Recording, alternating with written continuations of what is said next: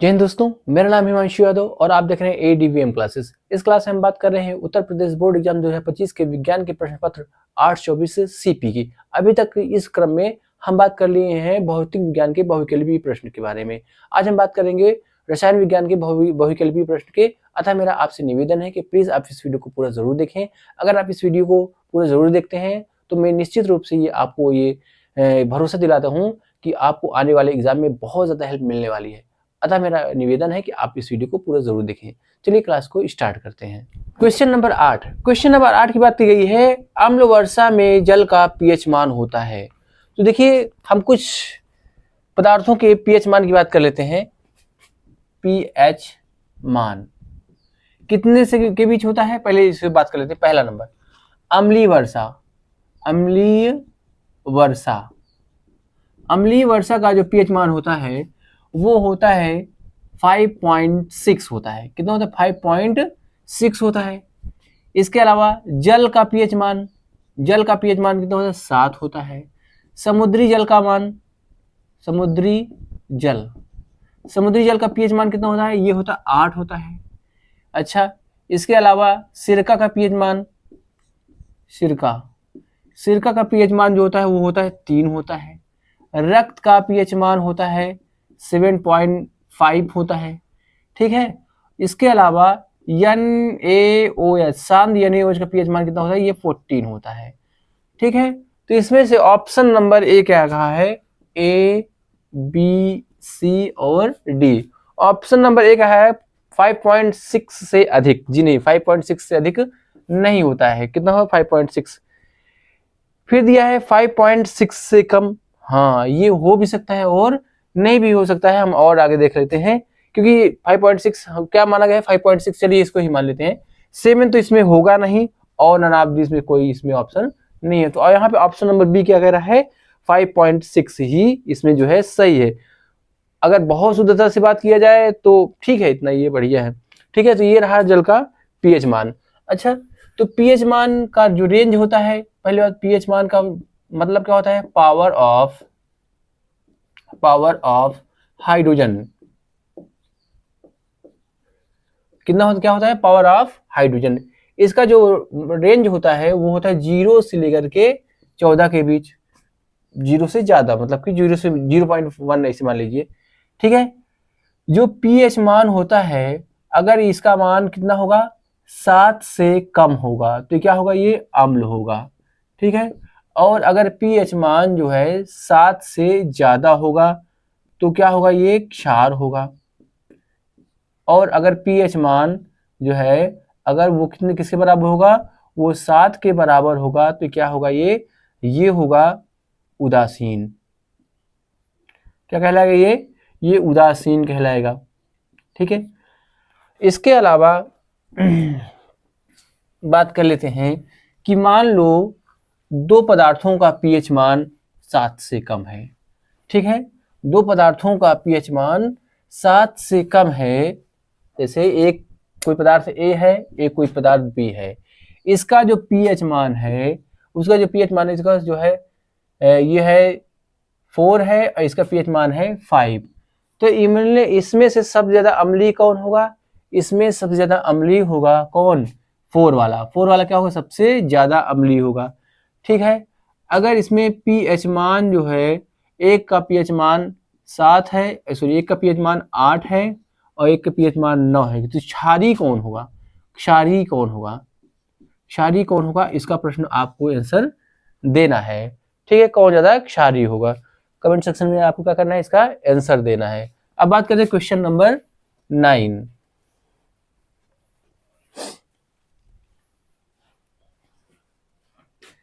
Question number 9 कहता है अभिक्रिया Zn प्लस CuO से क्या बन रहा है? Cu प्लस ZnO में क्या हो रहा है? अपचयन हो रहा है कि इसमें क्या हो रहा है? देखिए देखते हैं क्या है। Zn प्लस CuO, इससे क्या बन रहा है? इसे बन रहा है ZnO प्लस Cu। ठीक है। ये क्या है? एक प्रकार से प्रतिस्थापन अभिक्रिया भी है। ठीक है। तो इसमें कह रहा है कि जिंक का अपचयन हो रहा है कि जो है Cu अपचयित हो रहा है कि कॉपर अपचयित हो रहा है कि ZnO अपचयित हो रहा है, यहाँ पे हमको देखना है। ठीक है, तो यह पहली बात कर रहे थे जिंक की। तो देखिए जिंक में क्या हो रहा है, जिंक में ऑक्सीजन जुड़ रहा है। जिंक में क्या हो रहा है, ऑक्सीजन जुड़ रहा है। इसका मतलब क्या होता है, जिंक का ऑक्सीकरण हो रहा है। देखो जिंक में क्या हो रहा है, ऑक्सीजन जुड़ रहा है। जिंक से क्या बन रहा है, ZnO, मतलब कि ऑक्सीजन इसमें क्या हो रहा है, जुड़ रहा है। तो इसका मतलब क्या हुआ, ZnO का ऑक्सीकरण हो रहा है, ऑक्सीकरण हो रहा है। ठीक है, अब इसकी बात कर ले रहे हैं। इसमें क्या है, CuO से क्या बन रहा है, Cu बन रहा है। इसका क्या मतलब हुआ कि CuO से ऑक्सीजन निकल रहा है, इसका मतलब अपचयन हो रहा है। तो किसका अपचयन हो रहा है, अपचयन हो रहा है CuO का। तो क्या लिखेंगे इसको लिखेंगे CuO अपचयित, Cu अपचयित, या अब CuO का अपचयन हो रहा है, या Cu कहेंगे CuO अपचयित हो रहा है। ठीक है, तो ये दो काम इसमें हो रहे हैं। अब देखते हैं ऑप्शन में क्या रहा है, जिंक अपचयित हो रहा है। जी नहीं, जिंक का तो क्या हो रहा है, यहाँ पे ऑक्सीकृत हो रहा है। जिंक यहाँ पे क्या हो रहा है, ऑक्सीकृत हो रहा है। बिल्कुल बात गलत है। तो ऑप्शन नंबर ए, बी, सी और डी। ठीक है, तो ऑप्शन नंबर ए क्या है, गलत है। ठीक है, इसके बाद कह रहा है ऑप्शन नंबर सी कह रहा है कॉपर अपचयित हो रहा है। कहाँ कॉपर अपचयित हो रहा है, कॉपर तो अपचयित हो, कॉपर तो क्या हो रहा है, कॉपर अपचयित तो नहीं हो रहा है। तो इसलिए ऑप्शन नंबर सी भी क्या है, गलत है। ऑप्शन नंबर डी कह रहा है ZnO अपचयित हो रहा है। ऐसा कुछ तो है नहीं, यहाँ पे ZnO कुछ अपचयित नहीं हो रहा है। तो ऑप्शन नंबर डी भी क्या है, ये गलत है। ऑप्शन नंबर सी कह रहा है CuO अपचयित हो रहा है। ये देखिए CuO क्या हो रहा है, अपचयित हो रहा है। इसका मतलब ऑप्शन नंबर बी क्या है, सही है। अब बात कर लेते थोड़ा से कि ऑक्सीकरण और अपचयन कब होता है। ठीक है,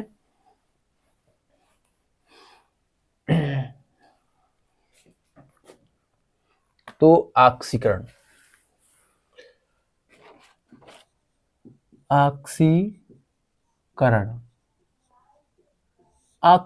कब होता है। ऑक्सीकरण होने कई दशा है। पहला है ऑक्सीजन का ग्रहण, क्या हो रहा हो, जब ऑक्सीजन का ग्रहण हो तब वहां पे क्या होता है, ऑक्सीकरण होता है। दूसरा है हाइड्रोजन का त्याग हो, क्या हो, हाइड्रोजन का त्याग हो, तो इसे क्या बोलेंगे, इसे भी क्या होगी अभिक्रिया, ये भी ऑक्सीकरण अभिक्रिया होगी। दूसरा हो इलेक्ट्रॉन का निकलना, इलेक्ट्रॉन का निकलना, ये भी क्या है ऑक्सीजन की। जैसे यहाँ पे क्या है, सोडियम है, सोडियम ने क्या किया, अपना एक इलेक्ट्रॉन को त्याग दिया और क्या बना लिया, यानी प्लस बना लिया। तो इसका मतलब क्या हो रहा है, यहाँ पे ऑक्सीकरण हो रहा है। दूसरा धनायन का क्या है, बढ़ना, यहाँ पे कोई धनायन नहीं था, यहाँ पे कितना हो गया, एक हो गया। इसका मतलब क्या है, धनायन का बढ़ना, ये भी क्या है, ऑक्सीकरण प्रक्रिया है। ये तीसरा नंबर है, क्या है चौथा नंबर। पांचवा नंबर बता दे रहा हूं, जैसे इलेक्ट्रॉन का क्या हो रहा है, ऋणायन का घटना, ऋणायन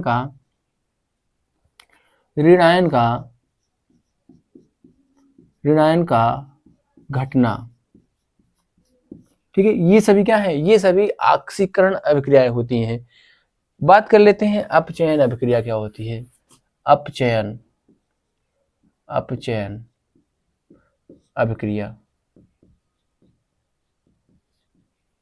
अपचयन अभिक्रिया क्या होती है, इसका क्या कर दीजिए, जस्ट अपोजिट कर दीजिए। यहाँ पे क्या हो रहा है, ऑक्सीजन का क्या हो रहा है, ग्रहण होना, तो क्या हो जाएगा, ऑक्सीजन का त्याग हो जाएगा। ऑक्सीजन क्या हो जाएगा, त्याग हो जाएगा। ठीक है, क्या हो जाएगा, ऑक्सीजन का त्याग हो जाएगा। उसी प्रकार यहाँ पे क्या, हाइड्रोजन का ग्रहण त्याग है, तो यहाँ पे क्या हो जाएगा, ऑक्सीजन का ग्रहण हो जाएगा। ठीक है, इलेक्ट्रॉन का ग्रहण करना भी क्या होता है, यहाँ पे क्या कर देंगे, निकलना यहाँ पे, तो क्या हो जाएगा, यहाँ पे ग्रहण हो जाएगा। ठीक है, धनायन का बढ़ना ऑक्सीकरण होता है, तो धनायन का क्या होना, घटना क्या हो जाएगा, ये अपचयन हो जाएगा।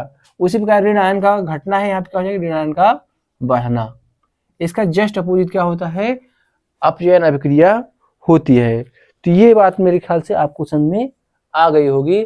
अब बात करते हैं क्वेश्चन नंबर 10 की बात करते हैं।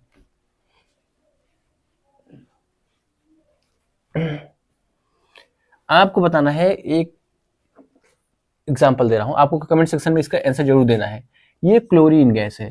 क्लोरीन गैस अपने इलेक्ट्रॉन को त्याग करके क्लोरीन आयन बनाते हैं, ठीक है। ये बताइए क्लोरीन गैस के साथ क्या हो रहा है, या क्लोरीन गैस का क्या हो रहा है, ऑक्सीकरण हो रहा है कि अपचयन हो रहा है। इसका जो है आंसर आपको कमेंट सेक्शन में जरूर देना है, ठीक है। अब बात करते हैं क्वेश्चन नंबर 10 की बात करते हैं।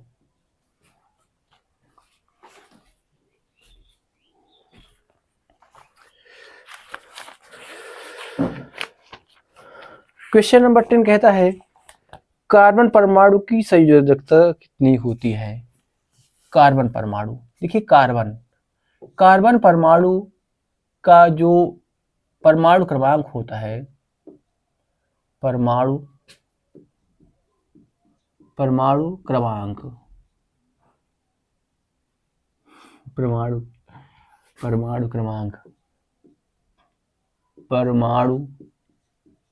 क्रमांक कितना होता है, ये होता है 6 होता है। इसका इलेक्ट्रॉनिक विन्यास 2,4 होता है।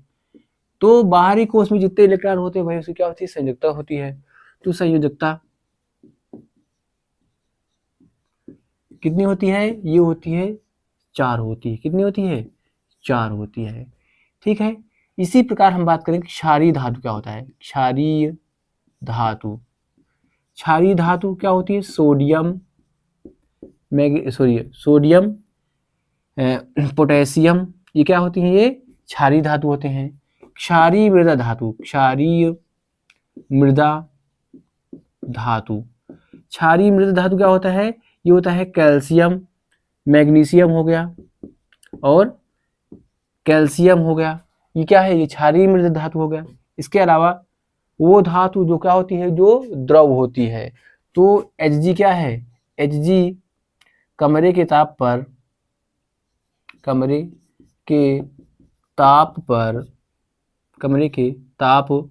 क्या होती है, द्रव में होती है, द्रव अवस्था में पाई जाती है, ठीक है। अमलगम कौन बनाता है, Hg क्या होता है, धातुओं के साथ मिलकर क्या होता है, अमलगम बनाता है। धातु के साथ मिलकर क्या बनाता है, अमलगम बनाता है, ठीक है, अमलगम बनाता है। आपको इसका आंसर देना है कि Hg जो है किस धातु के साथ अमलगम नहीं बनाती है। क्या बताना है आपको बताना है आंसर में कि Hg जो होती है वो किसके साथ अमलगम नहीं बनाती है, ठीक है। धातु अमलगम नहीं बनाती है, अमलगम नहीं बनाती है, ठीक है। आपको क्या करना है, इसका आंसर देना है। तो ऑप्शन नंबर ए, बी, सी और डी। ऑप्शन नंबर ए कहता है 2, जी नहीं, 2 तो होबे नहीं करती है। ऑप्शन नंबर डी कहता है 6, जी नहीं। परमाणु क्रमांक क्या होता है, 6 होता है। परमाणु भार कितना होता है, 12 होता है। अच्छा, आपको याद रखना होगा। 3 भी नहीं होती, क्या होती है, 4। ऑप्शन नंबर बी क्या है, इसमें सही है। ऑप्शन नंबर बी क्या है, ये सही है। अब बात करते हैं क्वेश्चन नंबर 11।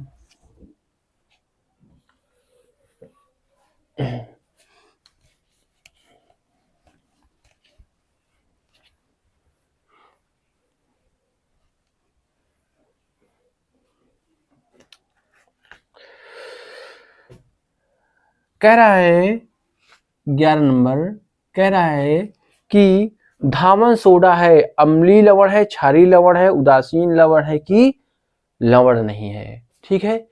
देखिए लवण क्या होता है, लवण जो होता है वो होता है अम्ल प्लस क्षार के उदासीनीकरण से क्या प्राप्त होता है, लवण प्राप्त होता है, ठीक है।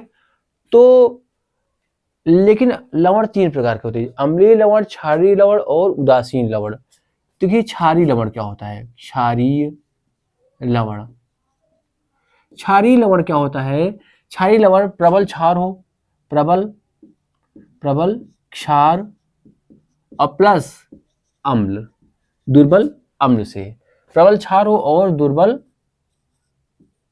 दुर्बल अम्ल हो तो क्या होता है, वो क्षारीय लवण की जो है प्रबल क्षार रहेगा तो क्या बनेगा, वो लवण क्या बनेगा, वो क्षारीय लवण बनेगा।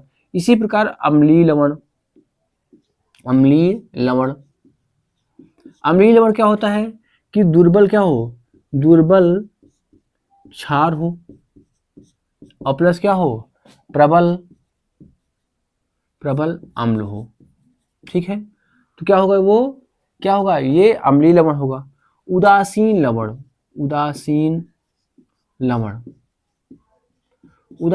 क्या होता है, प्रबल क्षार प्लस प्रबल लवण। यह कहोगी दुर्बल क्षार और प्लस क्या हो, दुर्बल लवण। दुर्बल क्षार प्लस दुर्बल लवण क्या कहलाता है, ये दुर्बल लवण के उदासीन लवण होगा। ठीक है, अब देखते हैं हम कुछ एग्जाम्पल इसका भी देख लेते हैं। जैसे कि मैं यहाँ पे लिख दे रहा हूं, आपको ध्यान में रखना है होगा इससे। अच्छा, जैसे कि हम बात करते हैं प्रबल अम्ल कौन होता है, प्रबल अम्ल कौन कौन होते हैं, ये होता है HCl होता है, HNO3 होता है और H2SO4 होता है। ये क्या होता है, ये प्रबल अम्ल होते हैं। ठीक है, प्रबल क्षार कौन होते हैं,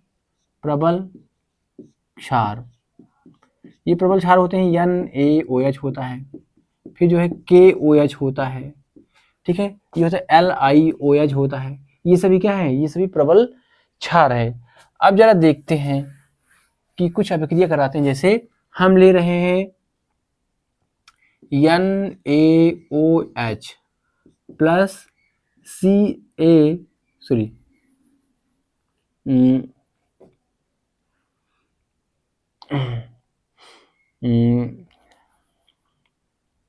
हम ले रहे हैं H2SO4। ठीक है, तो क्या होगा, ये होगा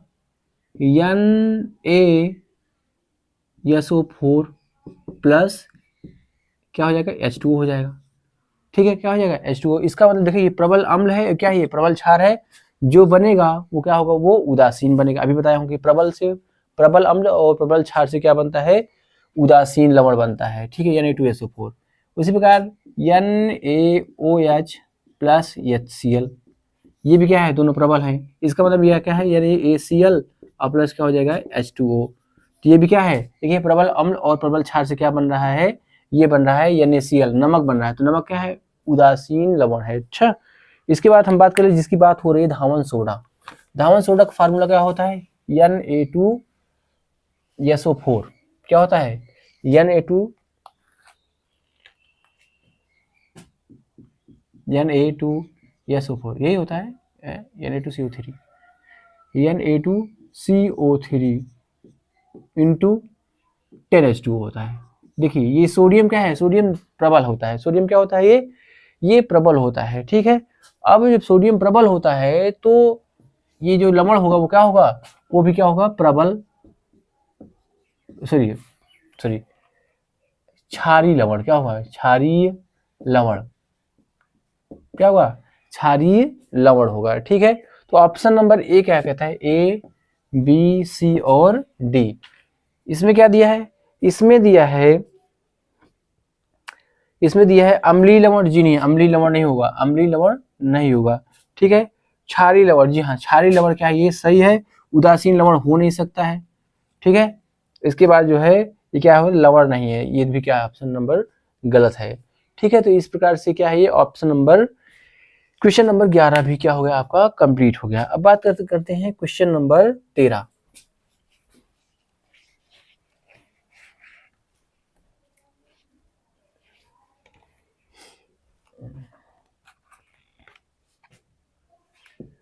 क्वेश्चन नंबर 12 है। क्वेश्चन नंबर 12 कहता है एथेनॉल की सोडियम धातु से क्रिया होने से उत्पन्न होती है। देखिए एथेनॉल मतलब C2H5OH, इसके अभिक्रिया करा दो किससे, सोडियम धातु से, तो देखिए क्या बनता है, ये बनता है C2H5ONA बनता है, और प्लस क्या हो जाता है यहाँ पे, हाइड्रोजन गैस निकल जाती है, कि मतलब क्या बनता है यहाँ पे, सोडियम एथॉक्साइड, क्या बनता है, सोडियम एथॉक्साइड, क्या बनता है, सोडियम एथॉक्साइड बनता है, और यहाँ पे हाइड्रोजन गैस क्या होती है, निकल जाती है। ठीक है, तो यहाँ पे क्या दिया है, यहाँ पे option number A, B, C और D, यहाँ पे दिया है ऑक्सीजन गैस बाहर नहीं, ऑक्सीजन गैस बाहर निकलती, जी नहीं, गलत है ये। ऑप्शन नंबर C कहता है नाइट्रोजन तो किसी हाल में निकल ही नहीं सकती, क्योंकि नाइट्रोजन एथेनॉल में पाया ही नहीं जाता है। ठीक है, उसका CO2 भी क्या है, नहीं। ऑप्शन नंबर B क्या है, हाइड्रोजन गैस क्या होती है, बाहर निकलती है, तो ऑप्शन नंबर B क्या है, ये सही है। इसी प्रकार अगर हम क्या करते हैं, थोड़ा और इसके बारे में जान लेते हैं कि अगर हम क्या करें, C2H5OH का क्या करें, ऑक्सीकरण कराएं, क्या करवाएं, ऑक्सीकरण कराएं, तो क्या बनता है, एल्डिहाइड बनता है, मतलब C2H5CHO बनता है, सॉरी CH3CHO बनता है, और प्लस क्या होता है, यहाँ पे H2O बाहर निकल जाता है। तो एथिल अल्कोहल जो है ऑक्सीकरण होकर क्या बनाता है, ये एसिटाल्डिहाइड बनाता है। अच्छा, एसिटाल्डिहाइड पुनः क्या हो जाएगा, ऑक्सीकृत होकर के एसिटिक अम्ल बनाता है, CH3COOH बनाता है। ठीक है, तो आपको इसको भी क्या करना है, याद रखना है। आपको मैं एक जो है टास्क दे रहा हूं, कमेंट सेक्शन में इसका जो है आपको आंसर बताना है कि जो है C2H5OH को क्या करेंगे, ऑक्सीजन में अपघटन कराएंगे तो क्या बनेगा, आपको जो है इसका आंसर कमेंट सेक्शन में आपको जरूर देना है, ये आया हुआ क्वेश्चन है। ठीक है, आपको इसको बताना है। ठीक है, चलिए अब बात करते हैं क्वेश्चन नंबर 13 की बात करते हैं। क्वेश्चन नंबर 13 कहता है, क्या है कि अभिक्रिया HCl प्लस NaOH बनता है NaCl प्लस H2O, क्या है, HCl प्लस NaOH, ठीक है, क्या बना है, NaCl प्लस H2O, ये अभिक्रिया क्या होगी, देखिए क्या है, ये अम्ल है, क्या है, ये अम्ल है, और ये क्या है, ये क्षार है। तो अम्ल और क्षार की अभिक्रिया कराने में क्या बनता है, ये लवण है, क्या ये लवण है, और क्या बनेगा, ये जल बन रहा है। तो इसका मतलब कौन सी अभिक्रिया होगी, इसका मतलब ये अभिक्रिया होगी उदासीनीकरण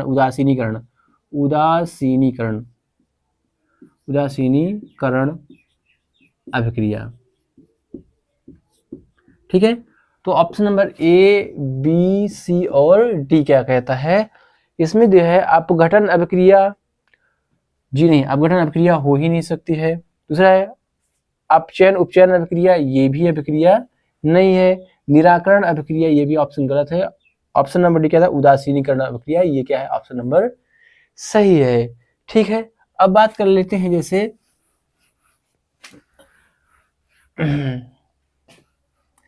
ये देखिए, ये C2H5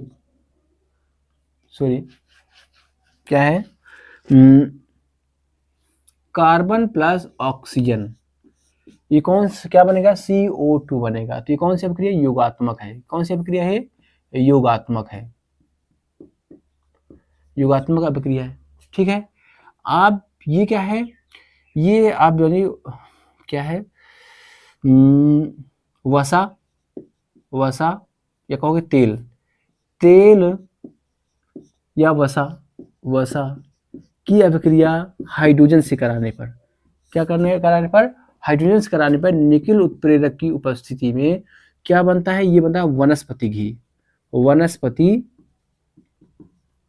वनस्पति घी बनता है। ठीक है, क्या बनता है, वनस्पति घी, इसे बोलते हैं तेल का कठोरीकरण बोलते हैं। निकिलित उत्प्रेरक की उपस्थिति में तेल का कठोरीकरण, या कहो कि तेल का हाइड्रोजनीकरण, ठीक है। तो तेल का हाइड्रोजनीकरण पर करने पर क्या बनता है, वनस्पति घी बनता है, ठीक है। आपको इसको भी क्या करना है, याद रखना है। आपको इसका आंसर बताना है कि अमोनिया की अभिक्रिया